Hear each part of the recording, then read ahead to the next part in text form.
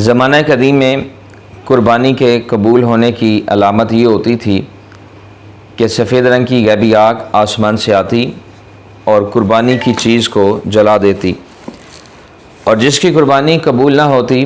اس پر نہ آگ آتی نہ اسے جلاتی، وہ چیز وہیں پر ہی رہتی تھی۔ جیسا کہ قابیل اور حابیل کی قربانی کے بارے میں اللہ تبارک و تعالیٰ نے قرآن مجید میں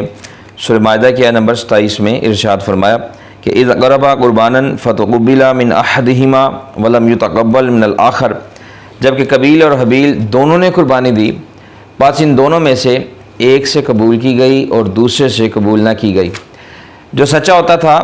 اس کی قربانی کی چیز کو آگ جلا دیتی تھی اور جھوٹے کی قربانی وہیں پر ہی رہتی تھی۔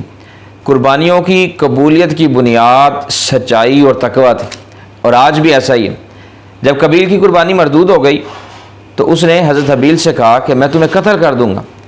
تو اس کے جواب میں حضرت حابیل رضی اللہ تعالیٰ عنہ نے فرمایا کہ قال انما یتقبل اللہ من المتقین، بولا کہ اللہ تبارک و تعالیٰ کا دستور ہے کہ وہ قربانی اور عمل پرہیزگاروں کا قبول فرماتا ہے۔